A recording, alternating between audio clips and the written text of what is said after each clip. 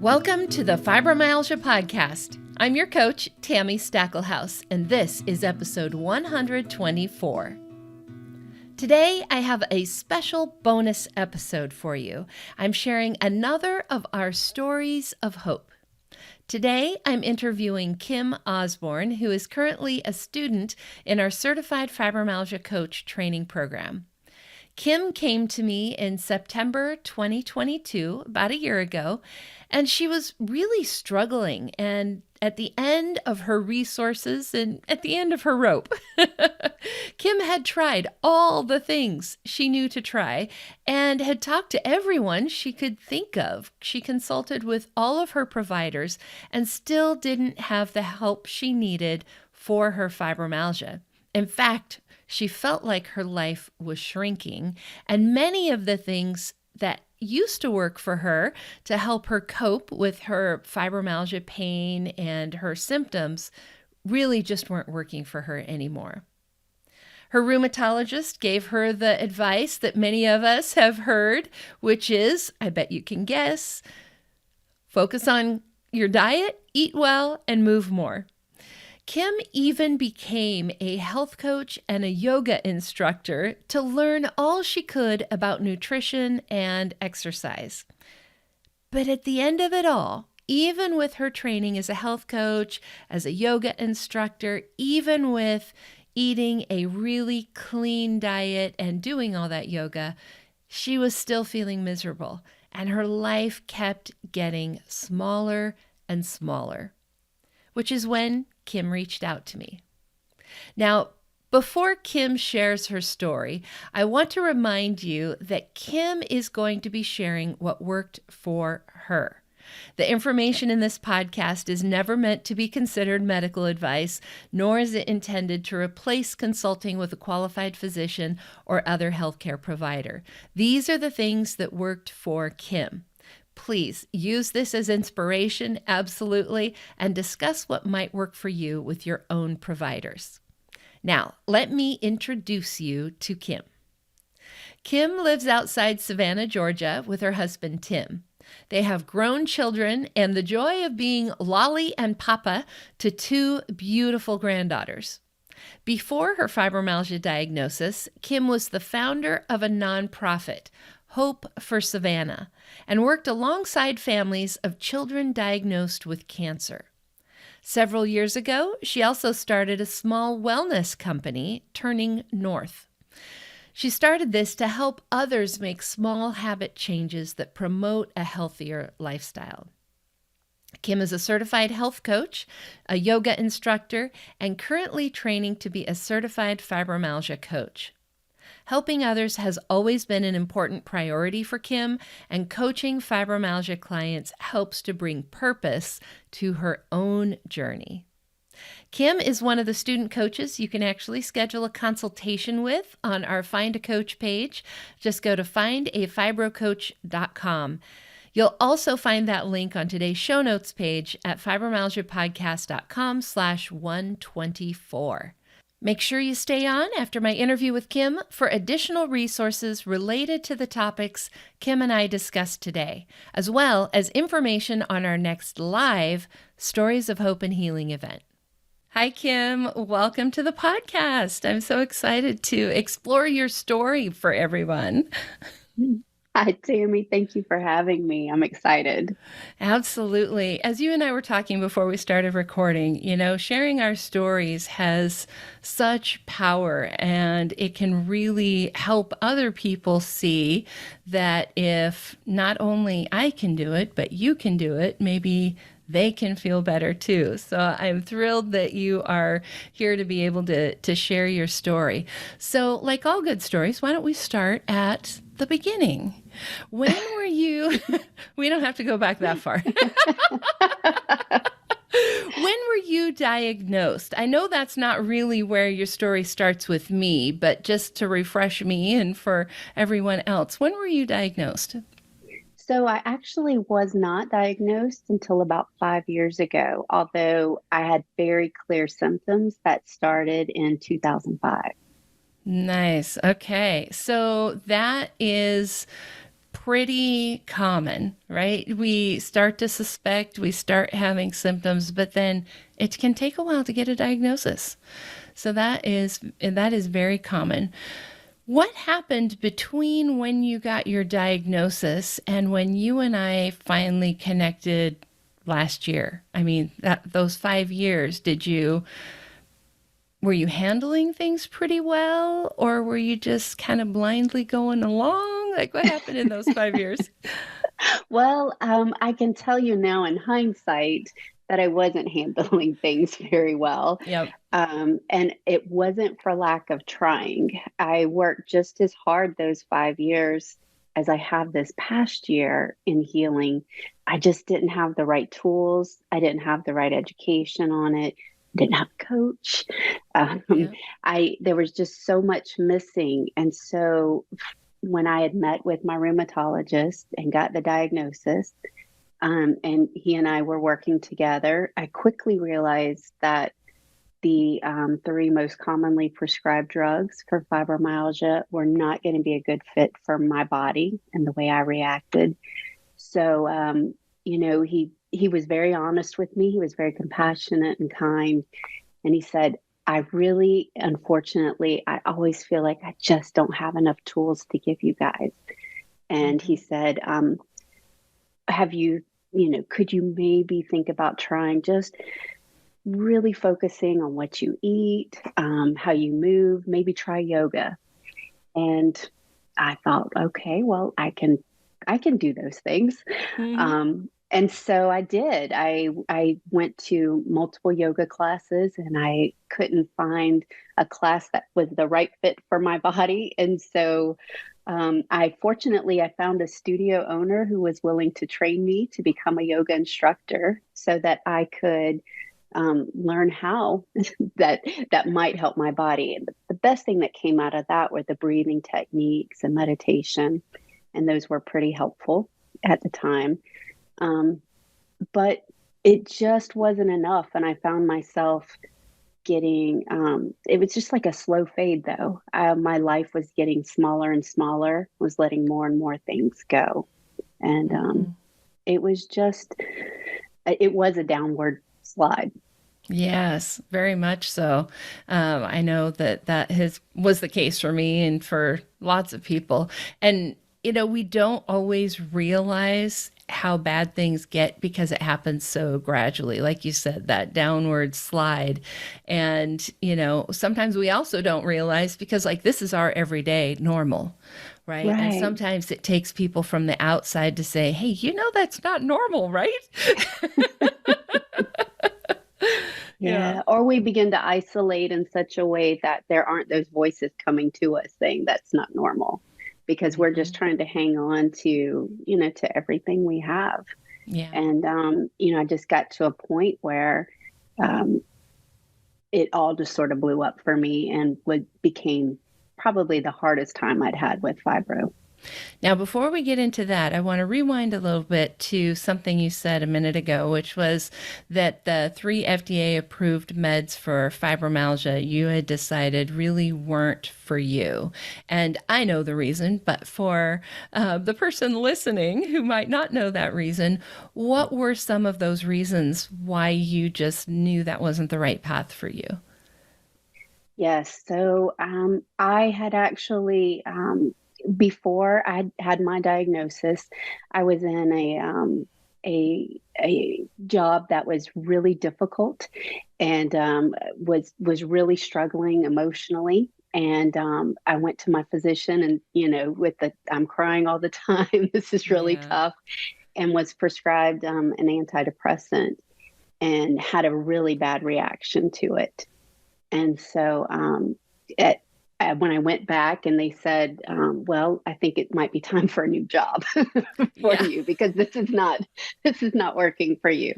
And so when I talked with my rheumatologist about these things, I just wasn't willing to, I knew that it was not going to go well for me with that. And I felt like I would be sacrificing one set of symptoms for something a lot more difficult. Mm-hmm.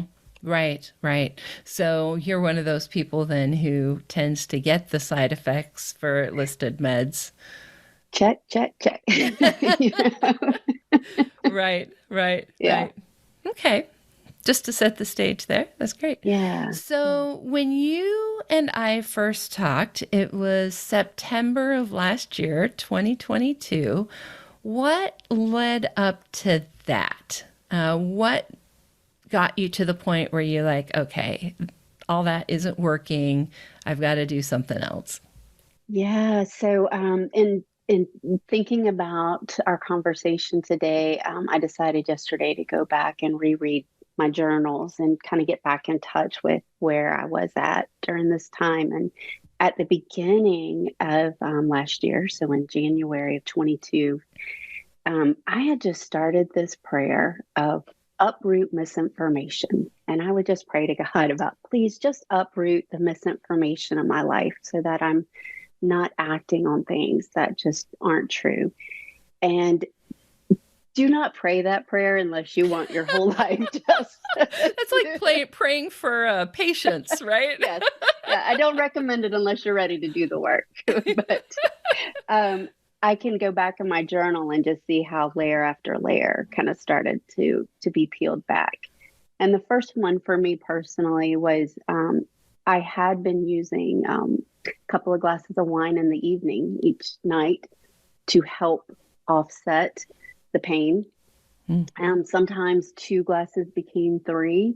I felt terrible the next day, whether I had one, had two, or three. But I felt good for the evening, and I felt finally some relief and some relaxation. But April 1st, April Fool's Day, I decided to take a 21-day challenge, a break, and just see how my body reacted. I was really beginning to realize that it was affecting my sleep. So while I was getting a couple of hours of relief, I was really still paying for it with some of the other symptoms with fibro, with the poor sleep, the brain fog, muscle pain the next day.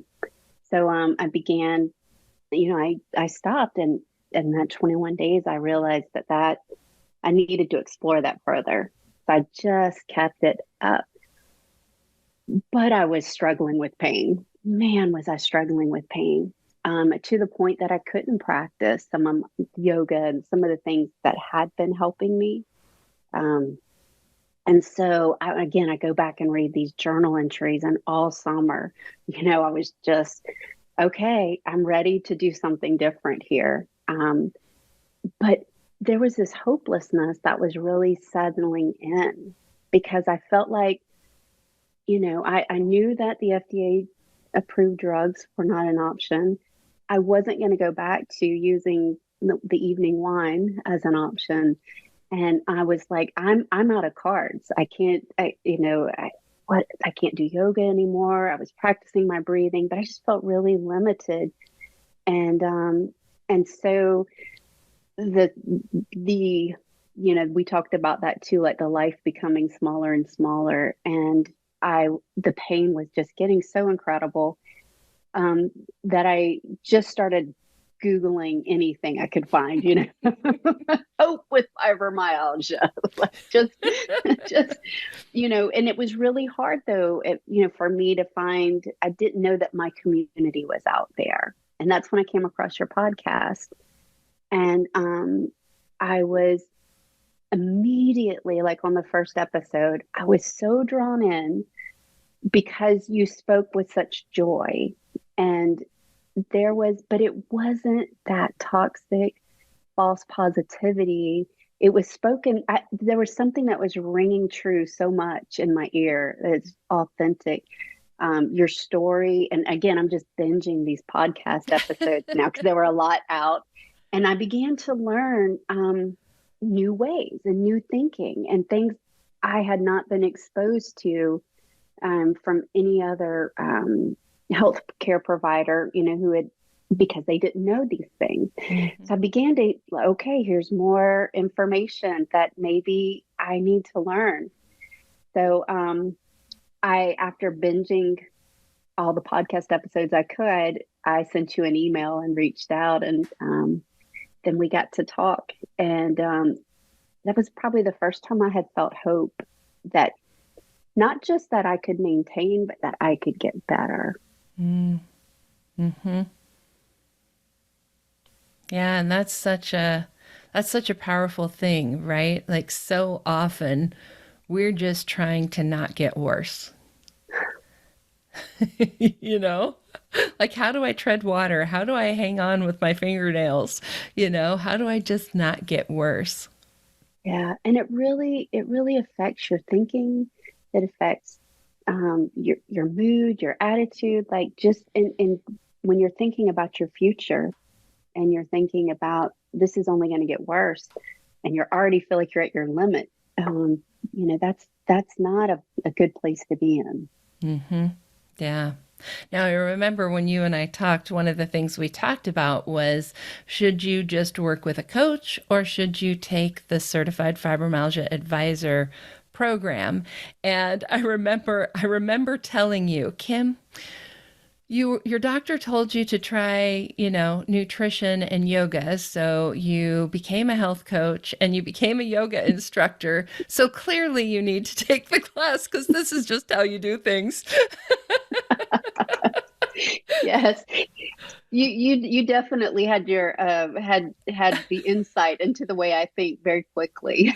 Yeah. But Yes, in all and seriousness, right? Like there must be something about you that's like, if I'm going to do this, like I really want to know, right?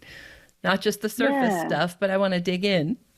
Yeah, well, I think, we have had to be our own advocates for so long, and I felt like, a lot of the things like becoming the health coach, becoming the yoga instructor, a lot of that was me always like carving out my own way. But when I connected with you, it was like all of a sudden I tapped into this community and I began to see that I wasn't going to have to do all the work, right? That there was someone. And so being seen, being understood on those phone calls, that was the breath of fresh air. And so if anyone's listening today, and you're just out there feeling like maybe this is all in your head, or that you just are too sensitive, or that you just need to exercise more, or you just need to eat better or do enough yoga, that's just not the answer. It's and you're not alone, but it's so much easier being on this journey when you find that community of support that can offer the education, that can offer the accountability and coaching. But a lot of it, Tami, was just like both with you and then the coaches I've interacted with, the people in this program that I've met. It's the camaraderie of like being truly understood. That had not happened for me before in this since my diagnosis with fibro. Right. And so often, even our doctors don't really know. I mean, occasionally we've got special doctors like Dr. Ginevra, but who Right. has fibromyalgia herself, but most of our providers don't. And so even if they're sympathetic, empathetic, they still don't know. And so they can't see us, relate to us in quite the same way as somebody who's actually walked that path. Absolutely. And again, so well meaning. I know my rheumatologist just has looked at me and said those exact words. His eyes are just filled with compassion, but saying, I don't know how you feel because while I've treated so many of you like this, I don't have it. And I know, but it's not the same as when someone can kind of look into your eyes and say, I do know. Mm-hmm. I know what it's like on all of those symptoms. Mm-hmm. It's such a powerful thing to be seen, right? Oh gosh. Yeah. Yeah. So you decided to join the class. You were working with Dr. Robin Pfaff as your coach. Yeah. So tell us what that was like. So we connected, we chatted, and then you connected with Robin and started to work with her. Yes, so that was really powerful because it was my first time really being coached after having been a health coach, but to have that and to make myself coachable. right? To say, I'm going to go into this again, uproot misinformation and be willing to do things that I hadn't maybe either thought of before or had heard but wasn't willing to do, to be willing to hear it all out, all of the ideas. And and I can say with certainty that like the decision I made this time last year, and with both connecting with you, then getting connected with Robin, and then her guidance and starting to see a functional medicine practitioner, those were game changers. Like that is why this time, or this year, this moment is been so filled with healing, and why I'm at where I am at. So coaching was, don't underestimate the power of coaching. Because again, you're being coached by someone who has that first person understanding of like exactly, how you have been feeling. And they are further ahead of you on their journey and can offer so much education, resources, thoughts, ideas. It was really powerful. What surprised you about working with Robin that was different maybe than you expected for working with a coach? So I remember one of our conversations, she wanted to talk to me about self-compassion. And I was like, we don't need to do this. I've got this. How we talk to ourselves. And, I did not know. She said, hear me out. And she gave me some great resources and some things to look at. And we began to really dive into that a whole lot. What self-care looks like. Again, something I thought that I was nailing, and diving deep into it, realized there were areas I really needed to work on in that. And that was really surprising for me, though, because I think I felt like, because I've been trying so hard, maybe the last 5-10 years, that I was taking all this time for myself. Mm-hmm. Right. But doing all the eating right and the yoga and the like, checking all the boxes, doing all the right things. But you can do those things in a way that's not really self-care, and it's just another job. It was a job. And I was telling my body what it was going to do, right? My mind was telling, like, you will complete this. You will eat X amount of vegetables today. You will, instead of, really being grateful for my body, being grateful for all it's done for me these last 51 years, and how hard it is working to heal. So there was just, that was not, that conversation just happened right over the last minute or so, but that represents months of work there, Mm-hmm. Took a lot of deep diving there. Yeah, definitely. And I know one of the things when you and I first talked too, is you were preparing for a special trip.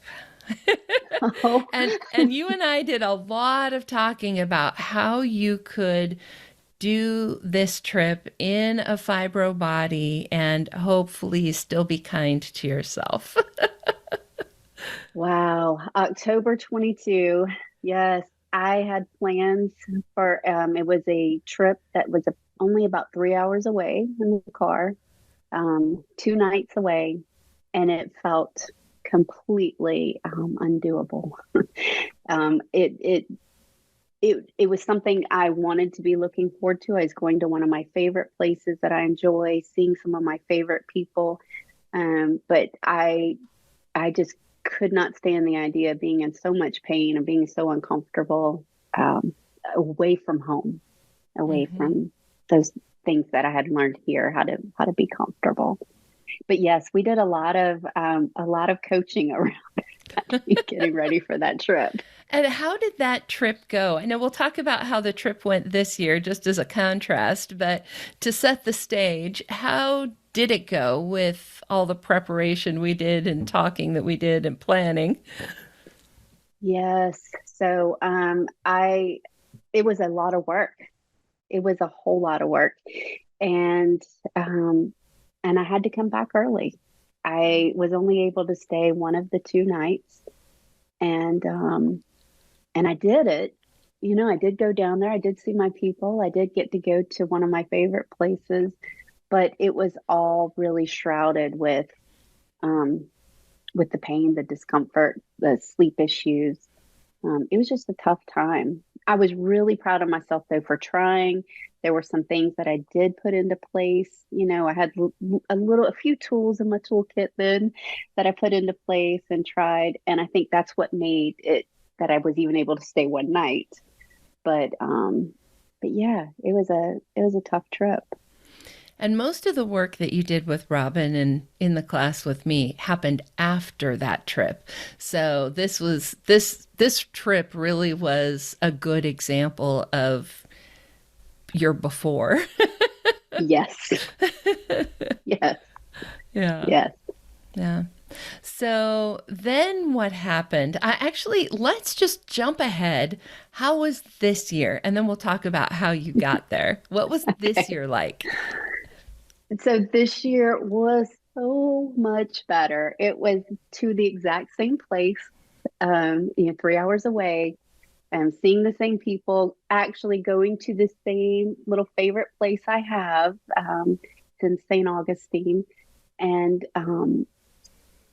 it was funny because the weather was actually so much worse. They were under tornado warnings This year? while we were there. And so fibro people know that change in weather and everything can be really tough on you. But we called one of the places that we really wanted to go to was the alligator farm down there, and we called to make sure they were still open that day because that was what I had done the year before, and I wanted to do it differently. So we put on our raincoats and we went, and we had such a fabulous time, and my body was up for it. I stayed both nights. I actually doubled my normal daily step count while I was there. I slept beautifully through the night. I woke up refreshed. I came home without having a flare up. It was just an entirely different experience. And, I will say this, in October of 21, and like when I came back from that trip that was so bad, and I told Robin, I said, I want to go there next year. And I want to do this, the biggest thing I've ever done. I want to cross the rope obstacle course and do the zip line over the alligators. I had this big grand scheme of, I've got a year to prepare. Because again, you know me, I want to do it all the way. If we're going to do it, we're going to do it all. Do it all the way. And I remember Robin just so patient and so kind. And she just said, okay, that you can definitely, do that if that's what you want. But just because you can doesn't mean you should. And I said, well, what do you mean by that? Because if I can do it, I should do it. And she said, well, I have no doubt that you can do it, but what would recovery be like?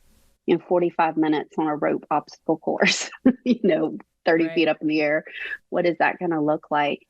And so I changed my goal, like the way I was going to celebrate when I got there this year. And instead we chose to do what they call a sloth experience. It's right up my alley. Me up because the sloth, that's our speed right there.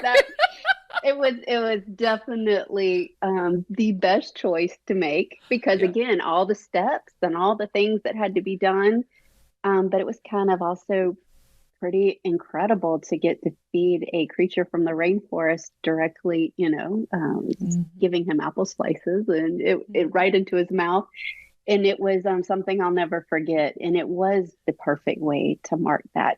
But again, that's a lot of work that I did over this past year and just even changing my expectations for how I chose to celebrate something, how I chose to mark something. Mm-hmm.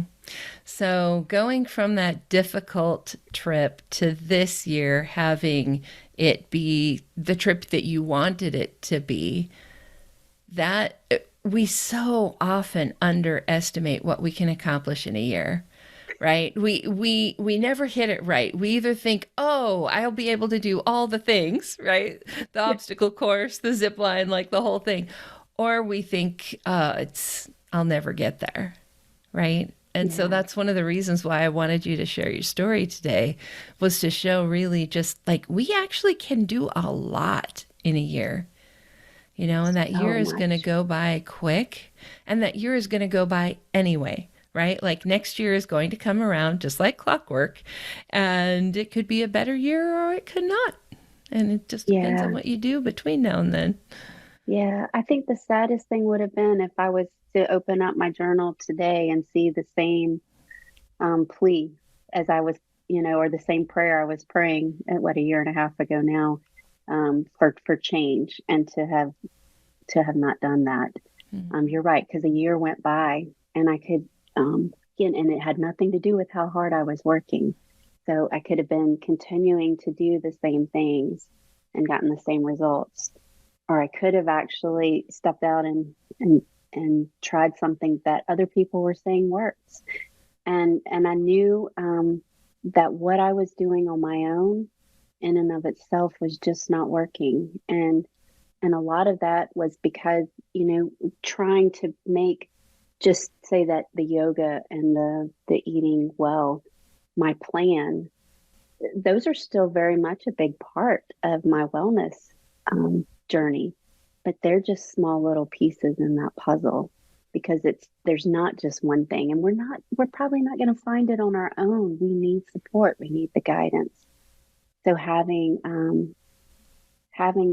a coach help you out with, again, giving you some knowledge, helping you and supporting you as you make the decisions that are best for you, and finding out that's the secret sauce. Mm-hmm. Mm-hmm. I think a lot of times that word coach, people don't really know what that means, or they have a Mm, slightly off version of what that means. And, yeah. you can think of it like a mentor, right? Like a big sister who's been through what you've been through, who's sharing, what worked for them and extra knowledge, or a mentor like you have at work, or a sponsor like in AA who might hold you accountable and, give you tips on practical ways to live this new life you've got now, right? Yeah, yeah. I think I was so resistant for so long because I felt like it was going to be someone telling me what to do. Mm-hmm. And you and I have talked about this before. For those who know the Enneagram and know their type, if you're a type 8, which I am, you don't like to be told what to do. You don't want to feel controlled, or you want to be very much in control of these things. And And that's I a think, great way to not have you do something, is to tell you to do it. Well, oh, now I yes. can't do that because you told me. Yes, it's tough. Nobody wants to be told what to do, but that's not what your coach is. They're making suggestions. They're giving, again, that educational piece. And hey, did you know about this? And like Robin, she didn't say you absolutely should not do that obstacle course and the zip line. She Mm-hmm. helped me to make the decision that was right for me by asking me questions. Mm-hmm. Yep. Yep. And that's such a good point that, as a coach, we're not here to tell you what to do. We're simply here to help you do what you want to do, right? So as the client, you're the one setting the goals. You're the one deciding what we're going to work on. Sure, we'll give you information, we'll give you education. We might even give you guidance if you were to ask us and say, I don't know, what should I work on? We'll give you our thoughts on that for sure, but Right. we're not going to tell you this is what you need to do. Very occasionally, I might give a client some homework, but usually because of something that they've said was important to them, and I know this particular exercise or task or whatever will move them closer to that, but still, they're the ones who are setting the agenda. Absolutely. Absolutely. I always felt like I was in the driver's seat. I just had all the support in the world. Mm-hmm. So what were some of the things that you did over that year? I mean, obviously it wasn't just meeting with Robin that magically made it all work. Right, You right. mentioned meeting with a functional medicine doctor and how that kind of changed the game. Yes, that was one of the first suggestions that Robin gave and helped me to look in and find a provider in my area. And and I got the appointment, and I had never seen, or I really didn't understand what functional medicine was. But as we talked and I got comfortable with it, I was prepared for my appointment. And wow, what a difference that appointment was. It was. Mm-hmm. I'm assuming that this is like that across the board. That first appointment is big time, but it was 2 hours, and to sit down and have someone take notes and listen to that, um, and again, lots of testing and different things that were done coming back. It was just a whole different approach, and it was again, it was one of the game changers. And for the person who's listening who may not know about functional medicine, why don't you share what the difference was for you? Yeah, so with functional medicine, she was interested in the root cause here. So we know that fibromyalgia is an amplifier of our pain, of any other underlying issues going on. And so instead of being so focused on just my symptoms, um, it was, hey, let's dig in deeper. And she began to ask a lot more questions. And then again, with some of the blood work, some of the other testing things that we did, she came back with some underlying diagnoses, some things that were going on that needed to be treated. And as those things have begun to resolve, if fibro doesn't have anything to amplify, it gets a lot quieter. That's right. That's right. I also think of functional medicine, that word functional, thinking about, that these are people who are trying to help your body function its best way possible. So they might look at lab results slightly differently, right? Like Yes. the recommended daily allowance, the RDA for vitamin C, is just enough to not cause scurvy. which is a whole lot different than being a level that promotes you feeling as well as possible, right? Like those are two very different numbers. And so functional medicine doctors tend to look at that. How do we help you function as good as we can, feeling as good as Absolutely. possible? And you mentioned the vitamin C, but one of the biggest surprises with her was the way she looked at my thyroid so Mm-hmm. differently than it had been looked at. And again, I have a very trusted family GP, and he's wonderful. Again, very caring, very compassionate. But she just had different training and different ideas, and just looked at it differently. Looked at the problem in a whole different way. Mm-hmm. Um, so it was very eye opening. But I will say this: it was also pretty overwhelming, and I was very grateful for Robin's support, even in um, going through that adjustment. Hearing all of this, learning new things, having someone who had been through that before to bounce Yeah. that off of. To even some days she just gave me suggestions to just let it rest, that it wasn't a day to do any work on it. And if I could maybe go to my joy list, which you talk about, and Yep. maybe find something else to do other than trying to solve those problems. Mm-hmm. Right. Because we tend to, I was thinking about this actually last night, and I can't remember now why I was thinking about this, but the difference between wanting to fix something and wanting to help, right? Or try to fix someone or help someone. And I think a lot of times we get in that mode of, I'm going to fix this fibromyalgia thing.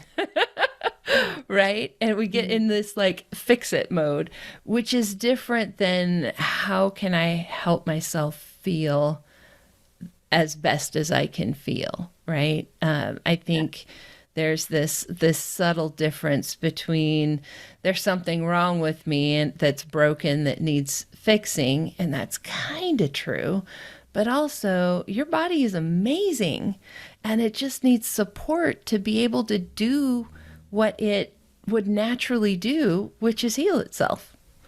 Yeah. But learning to listen, learning to, again, I was very fortunate to have someone to just help me to pause. And you say this a lot, that healing takes a lot of work. And sometimes that looks like rest. And that's tough, again, for someone who wants to be on the go. And, but listen, I wasn't on the go a year ago either. I was I mean, let's be real. Right. But when you start to feel better, right, those little bits, you're ready to go. But reminding that healing is still going on and it's an active process.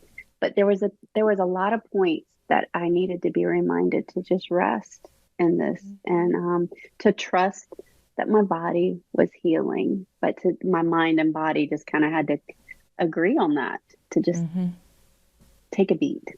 Right. And it takes time too, right? Like we can sit down and we can do a cram course and like learn everything about fibromyalgia in a weekend or whatever. But your body still needs time to literally heal and change, right? Like you can only speed up healing a certain amount, right? Like there's things we can do to make that go faster, but nature still needs to take its course. And that I think is part of it too, And for me, I know that we talked about how sensitive my body is to different things. It's not going to take on a whole lot of new things at one time. Things had to be introduced in very slowly, one at a time, being mindful of what was going on and, what the effects of that were. And so that's where the time came in for me a lot, was just, you're right, it didn't matter. I couldn't rush it. My body needed the time to heal, but it also needed the time to just adjust to some of the new things. Right. So, I mean, like, exercise is good for us, but if you go out there and you like cram a whole lot of exercise in, your body's going to go, what? And you know what we try to do on those days that we feel good, right? That's we try to cram it all in. Yeah. Right. A lot of this is learning, these tactics that we have to tell ourselves on those good days so that we can have more good days. Yes. And that's part of where having a mentor that's actually walked that road really helps, because a lot of times even our doctors will tell us to do things a little too fast. Right? Sure. Like add these things in all at the same time, or go out and take a 30-minute walk when you haven't walked at all. Right? But somebody who has walked that road, who has fibromyalgia, who knows is going to be able to say, yeah, maybe just start with a couple of minutes. Yes, but also I will say this, learning alternative ways. Like, just since I've been a part of this community, you've introduced us to an app that helps out, to different types of movement therapy. It was, again, I was pigeonholing so much, and like it's I remember, because my rheumatologist said so, yoga has got to be my thing. And he actually didn't even say that. He said, try it. But in my mind, that was the only thing I could do. And so being open to all this new stuff, but being a part of this community has opened me up to just things I probably never would have heard about had I still been trying to do this on my own. Mm-hmm. Yeah. So you worked with Robin, you took the advisor class. I do get this question a lot, like, do I hire a coach? Do I take the class? Which do I do? What advice would you give somebody who's maybe thinking about those two things? What was the difference for you, and maybe what you got out of each one? Yeah, it's funny that you asked that, because again, going back to my journal, and I was praying that hey, which of these things do I do? But with the advisor course, you get both. Mm-hmm. With the advisor course, you get that deep education, but you're also going to be coached while you're in the program. And those two things together, like they're like peanut butter and jelly, right? They go best together. They do. And so, I mean, that was my experience, but I can't imagine had I just done coaching, or if your program were set up differently and I'd just done the advisor course, I would not be where I'm at today at all. It was the melting of the two together for me, for sure. Mm-hmm. And I do see that actually, that the people who get the best results do get the information, the education, the training through the advisor program, but they're also working with a coach, because that coach is the one who can actually help them implement all the things that they've just learned, right? I mean, how often have we taken a class, watched one of those summits where like 20 people talk or whatever, but then do you implement any of it? Like, that's actually the magical piece, is the implementation. Yeah, it would kind of be like, having all the, if you took a football analogy, like you've got all the plays and you give out all the instructions, and then as the quarterback does it, then he just goes and sits on the bench, right? It doesn't do any good unless you put it into play. Mm-hmm. And that's exactly, I think, the danger in trying to do it alone. Mm-hmm. Absolutely. For so many reasons, right? Like, there's just so much information out there that I don't know about you, but when I get overwhelmed, I just shut down. Like, I don't do anything at all. Yeah. So that's a big piece, right? But also, or I bounce back and forth, right? From like, I've read all the things and then nothing. Yes. Yep, yeah. For sure. And then also just the accountability of it, right? Like, we all kind of know some things we should be doing it, but doing it is a whole different game, right? It is. Yeah. I love that. So, now that we've got to this year, you're feeling so much better. What is next for Kim? First of all, keeping this going, right? Where am I going to be this time next year? Maybe I will be on that obstacle course, zip line. Ziplining. Kim will be ziplining next year. I'm not, maybe not. There's other experiences to do at the alligator farm, but that would definitely be something I would love one day to do. But I'm really learning to, we're just going to see where we're at and how this is going. But knowing that this time next year I'm going to feel better is quite exciting. The other thing that's been really a wonderful part of this is, my life has opened back up. And so as small as it had gotten, I can see it now beginning to open back up. When I reached out to you in September of 22, I had pretty much closed my business, my health coaching business, because who wants to work with a health coach who feels so rotten and feels terrible? I didn't feel, while I was very, like my blood work, I'm super healthy, right? But I was not feeling that way. And so getting healthier again, and now being a part of the coaching program and working on my coaching internship, working again. Man, this time next year, I will be able to work as many hours as I want to and what I create. So that's what's next. I'm getting to do a lot more with my family, things that are important to me. It's just, I feel like I'm getting my life back. That's what it's all about. That's awesome. And you are doing your coaching internship. So by the way, for you listening, Kim is one of the student coaches you can actually schedule with right now. In fact, I think you just put some openings on your calendar, didn't you?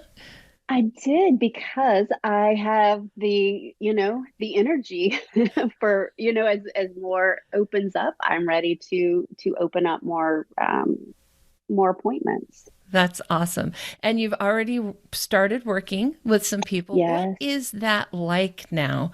You worked with your coach. You were a health coach before, but what is that like for you now working with fibro people and helping them? Yeah.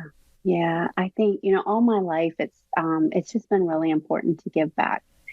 And I have found that in the work I did before fibromyalgia when I ran a nonprofit, to now being able to give back to my own community, the community that I feel like has given so much to me. That means everything. And I find too that as I'm coaching clients, you know, it's a part of my continued healing, right? So I know that there's so many people ahead of me on this journey. And again, I get to be a part of this great community where I can look ahead and see people who are living either mostly symptom free or completely symptom free. But there's a whole lot of people behind us on this path that are where I was, a year and a half ago, and are feeling unseen. They're isolating. They are self medicating. They are feeling like there's no hope, right?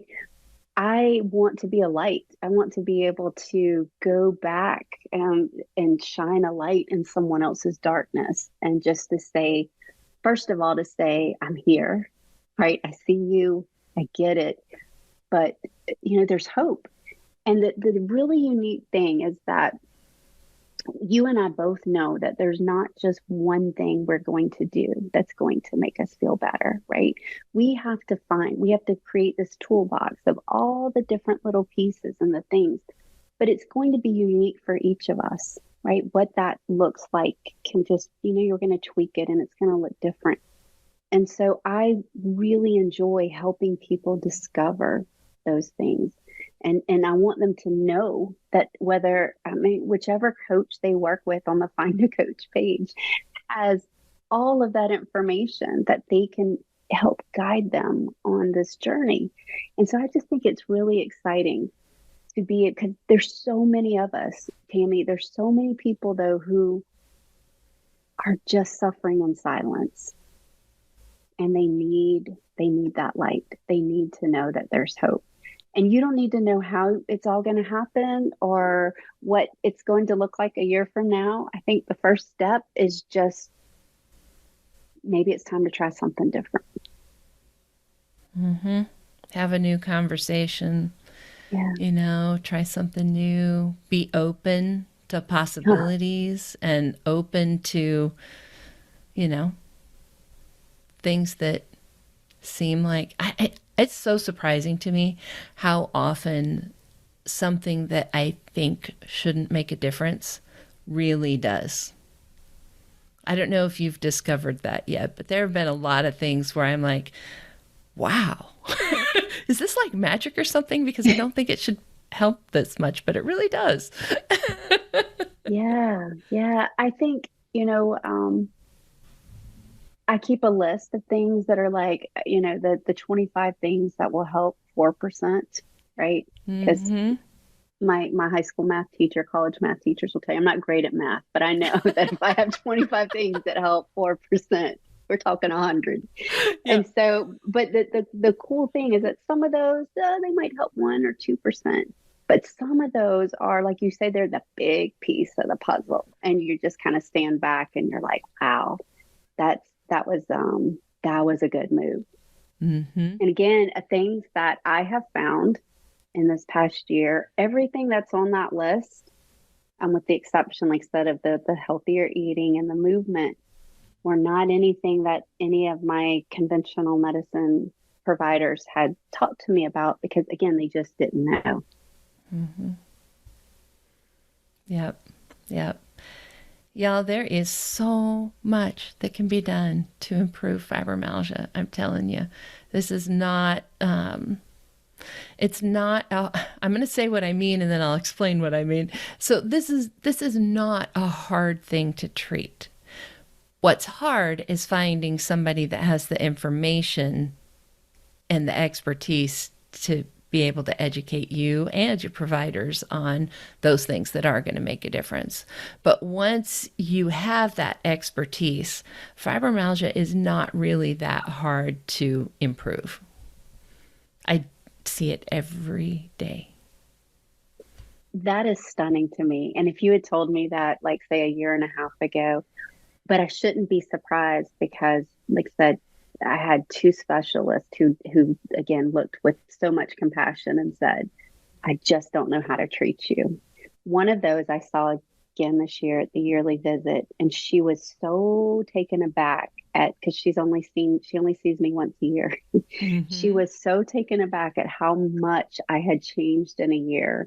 And she said, the minute you graduate, I want you to bring in cards, flyers, whatever, because we just don't have the time to learn, all of this information, right, that you have. And there's just so many people I want to help that I cannot help in my limited office visit. But bring your cards, I want you to be in place. And I think that just goes to show that, the information you taught us, like, it took us months to learn all of that. It is a lot of information, but it can be implemented and put into place. And they're not hard things.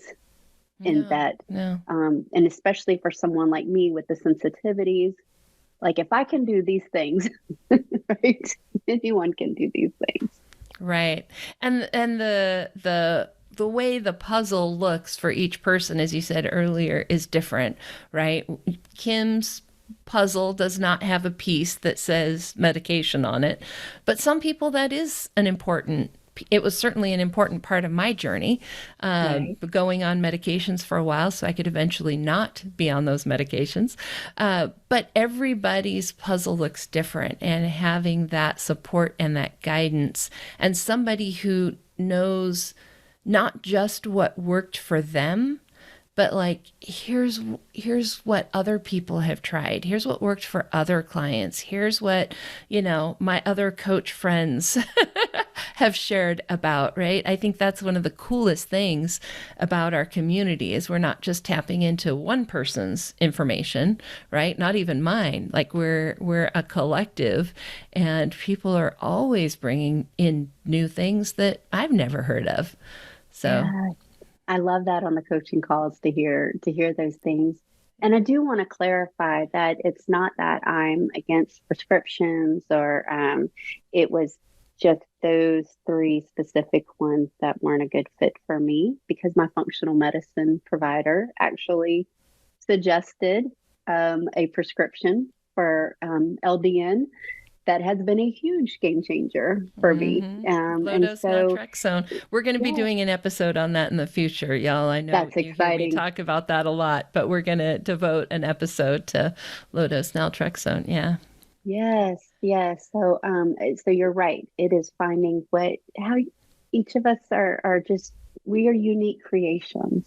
Each of us were just created so differently. And we, just as we have different personalities, our bodies want different things and need different things and feel differently. I think, the advantage, again, to this program is learning how to listen to your body, right? Being given a whole lot of choices, but knowing what, how that makes you feel as an individual, right. How that works. That's awesome. So as we wrap up, I would love for you to talk to the person listening who, this episode is going to come out the day after Christmas. And so I'm sure there is someone listening right now who is like, kind of like your trip last year. It did not go the way they wanted it to go. Holidays were not the holiday they dreamed of. And they're frustrated with that and thinking, could next year maybe be better, be different? I would love for you to just talk to that person from your heart. I'll try not to be emotional because, again, reading back over this journal and seeing where I was at, I just have so much empathy for where, if I'm speaking to them, where you are at. where you are at right now on your journey. I have empathy for the hopelessness, for maybe the self-medicating, for the beating yourself up because you couldn't be all you wanted to be to everyone you love during this season, for just being at the end of yourself. You might be considering all the different things you could do for a New Year's resolution, and just setting yourself up maybe for what hasn't worked before.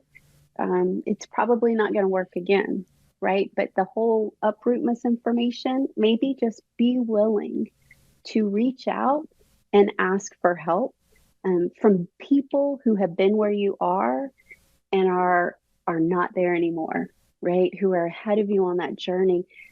And all it takes is just, you can hop on the website and check it out. There's so much you can do. And whatever it is you do, whether you binge all these podcast episodes like I did and learn new things. And if you have a provider who you can work with, but don't be afraid to do something so completely different and allow someone into your life, like a coach, that can begin to just help you navigate this, because you just shouldn't be having to do this alone. There is a wonderful community, a hopeful community, a community that we laugh a lot together. Yes, and it's because there's just so much joy in our life, and we're ready to help spread that light. But where you're at, we've been there, and I hurt for you. But it doesn't. A year's going to go by, like Tami said. A year's going to go by, just like that. Think about how fast 2023 went by. I would just be. I'm so glad I am not where I was, just doing the same thing that wasn't working for me over and over again. And you can have that same thing. That's right. Thank you so much for sharing your story, for sharing your hope. One of my good friends, Mary, she said way back when I was starting, if you don't have your own hope, borrow somebody else's. So you can borrow ours if you're listening and you're like, oh, I don't know, borrow ours. You can find ways to feel better, and we would love to help. If you want to connect with one of our coaches, download free books, get those resources Kim was talking about, just go to today's show notes page. It's fibromyalgiapodcast.com/124, and you'll find those links on that page. So thanks again, Kim. This was awesome. Thank you, Tami. Thank you so much. I just really appreciate you asking me to be here today and chat with you. Awesome. Hang on, everybody. I'll have a few more resources for you right after this. And that wraps up my interview with Kim Osborne, Certified Fibromyalgia Coach in Training. A couple things came up when Kim was talking that are covered deeper in other episodes. First, Kim mentioned an app that helps with exercise. This is the Gentler Streak app that I shared in episode 121. There will be a link where you can listen to that episode in today's show notes at fibromyalgiapodcast.com/124. You can also find episode 121 wherever you're listening to this episode right now. We also have a special link for listeners of the Fibromyalgia Podcast to enjoy a 2-month free trial of Gentler Streak. That link is in the show notes for episode 121. Kim also mentioned her joy list. This is an activity I have all my students and clients do that helps them purposefully add more joy into their lives. This can be critically important when we find our lives shrinking like Kim's did. For a full walkthrough of the joy list activity, check out episode 13. We'll have a link to that in today's show notes page as well, fibromyalgiapodcast.com/121. And if Kim's story resonated with you, consider scheduling a consultation with her. As I mentioned during Kim's interview, she is a student coach in training at the moment, and she has got openings available on our Find a Coach page. Go to findafibrocoach.com or visit today's show notes for the link to schedule with a certified coach or a student like Kim. If you're interested in the Certified Fibromyalgia Advisor class that Kim talked about, or becoming a certified fibromyalgia coach yourself, check out our Be a Coach page at beafibrocoach.com. That's B-E-A, the letter A, fibrocoach.com. That page will outline the difference between the advisor and the coach paths and classes, as well as who each class is really made for. You'll also find the link on today's show notes page at fibromyalgiapodcast.com/124. We also have a special Be a Coach podcast series that answers several common questions about the training programs. Again, a link to that series is on today's show notes page. I also wanted to share, if you enjoyed this episode and you are looking for more stories of hope and healing, you'll find that we have done several of them here on the podcast. So you can just search your favorite podcast app for the Stories of Hope and Healing on the Fibromyalgia Podcast. We also have our next live event that will be held on Saturday, January 20th. This is our chance, really, to celebrate our students who are graduating from our Certified Fibromyalgia Advisor and Certified Fibromyalgia Coach programs, as well as share with you how they've been able to improve their fibromyalgia over the last few months. On average, students who graduate from our advisor program are able to improve their Fibromyalgia Impact Questionnaire score, their fibro symptoms, you can think of it like. They've been able to improve that by about 50%. So usually we have some really great stories to tell during our Stories of Hope and Healing events. This is a free event that is open to the public, and we would love to have you join us. To RSVP online and get more information, just again, go to today's show notes page, fibromyalgiapodcast.com/124, and we'll have a link to that Stories of Hope and Healing event in January. See you back here next time.